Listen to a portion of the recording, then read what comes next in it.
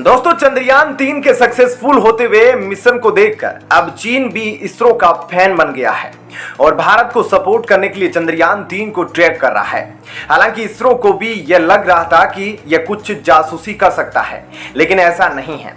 चीन ने जमकर तारीफ की भारत के इसरो के चंद्रयान 3 मिशन को लेकर।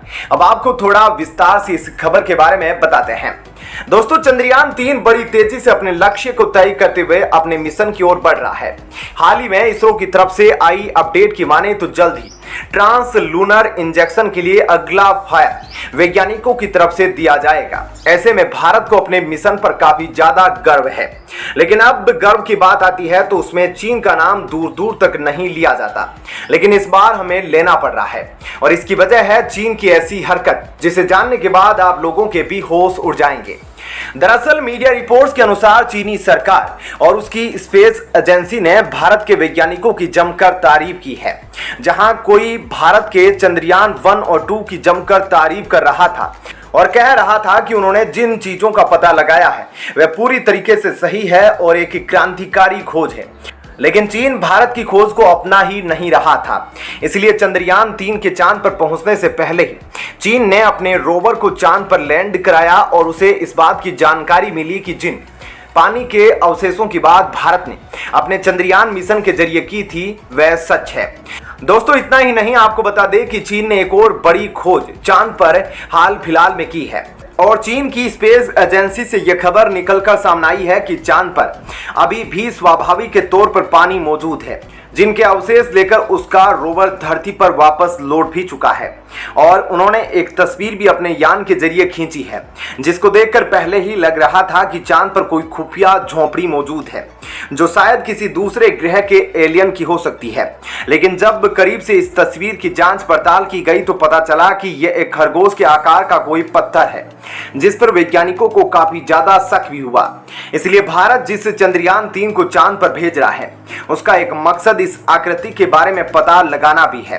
साफ है दोस्तों कि इस वक्त चंद्रयान 3 की तारीफ करने पर पूरी दुनिया ही नहीं बल्कि चीन भी मजबूर है और इस वजह से भारत का चंद्रयान 3 मिशन और भी ज्यादा महत्वपूर्ण बन जाता है, क्योंकि वैसे तो चीन को कभी भी इस तरह से भारत की तारीफ करते नहीं देखा गया, लेकिन इस वक्त चंद्रयान 3 ऐसे मुकाम पर पहुंच गया है कि कोई भी उसकी तारीफ किए बिना नहीं रुक रहा। इसलिए चीन भी इसकी तारीफ करने पर मजबूर हो गया है और इसी वजह से इस मिशन को लेकर चीन भारत की तारीफ कर रहा है। चीन के साथ साथ जापान को भी अब भारत के इस मिशन का पूरा भरोसा है कि यह जरूर कामयाब होगा और इसी की वजह से जापान ने पहले ही भारत के साथ अगले मिशन यानी कि चंद्रयान 4 के लिए टाई अप कर लिया है, जिसे भारत और जापान मिलकर लॉन्च करने वाले हैं और इसके लिए भारत और जापान के बीच पहले से ही बातचीत भी हो चुकी है और एग्रीमेंट भी साइन हो चुका है और यह मिशन बहुत जल्द ही सिर्फ 2 साल के अंदर यानी कि 2026 में लॉन्च कर दिया जाएगा। इस तरह से भारत के चंद्रयान 3 ने भारत में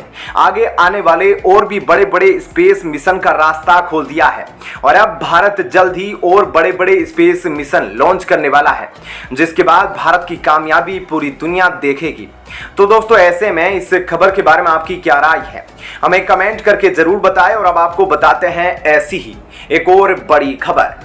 दोस्तों, हर देश चंद्रमा पर अपने चंद्रयान को भेज रहा है और यह उम्मीद लगा रहा है कि आने वाले 2-4 सालों के बाद वो अपने नागरिकों को वहां बसाने लगेगा। जो पहले जितना वहां पर कब्जा करेगा उस देश के लोग वहां पर ज्यादा रहेंगे।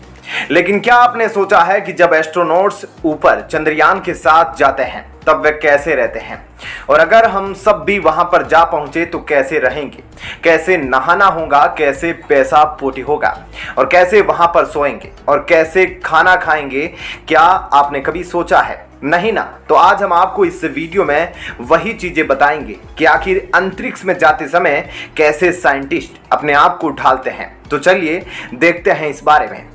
दोस्तों, जब भी कोई अंतरिक्ष में जाता है तो वह इंटरनेशनल स्पेस स्टेशन में जाकर रुकते हैं और ये स्पेस स्टेशन अंतरिक्ष यात्रियों के लिए घर की तरह होता है। यहाँ भी 4 दीवारें और एक छत होती है। हर अंतरिक्ष यात्री के छोटे से कमरे में ट्रेन के बर्थ के बराबर सीट होती है और सोने से पहले उसे इस खास तरीके के स्लीपिंग बैग में अपने आप को बंद करके बर्थ पर अटैच करना होता है, यानी उस जगह से अपने आप को बांधना पड़ता है ताकि वे एक जगह से दूसरी जगह ना जा पाए बल्कि फिक्स होकर लेटे रहे। और एक अंतरिक्ष यात्री सिर्फ 4 से 5 घंटे ही सोता है। और इस रूम में अंतरिक्ष यात्री अपनी किताबें, कपड़े, लैपटॉप आदि चीजें रखते हैं, क्योंकि यह उनका छोटा ऑफिस होता है। यहाँ रहते हुए आप अपने शरीर के भार को महसूस नहीं कर सकते, इसलिए सारी चीजें हवा में तैरती रहती है। और इस रूम में आप चाहे उल्टे हो जाए या सीधे, आपको कोई सेंसेशन महसूस नहीं होता। इसके बाद सुबह उठकर अंतरिक्ष यात्री भी सबसे पहले ब्रश करते हैं, लेकिन काफी ध्यान से करना पड़ता है, क्योंकि उस समय ब्रश और पानी दोनों हवा में उड़ते रहते हैं। उसके बाद वॉशरूम जाने के लिए अगर आपको टॉयलेट जाना है तो उसके लिए यहाँ पीला रंग का पाइप मौजूद होता है। और पोटी जाने के लिए यहाँ एक बहुत ही छोटा सा पोर्ट मौजूद होता है, जिसका उपयोग उनको करना पड़ता है। और इस दौरान पानी का इस्तेमाल कम से कम करना होता है, क्योंकि पानी का इस्तेमाल करने के बाद वह पानी हवा में उड़ने लगेगा। इसलिए यहाँ ज्यादातर टॉवल या फिर नैपकिन का ही इस्तेमाल किया जाता है। इसके बाद नहाने की बारी आती है, तो स्पेस स्टेशन में रहने के दौरान यात्रियों को कई दिनों तक नहाना तक नसीब नहीं होता, और कपड़े धोना और बदलना भी यहाँ मुमकिन नहीं है। और पीने का पानी भी यहाँ पर मूत्र और पसीने को रिसाइकिल करके बनाया जाता है।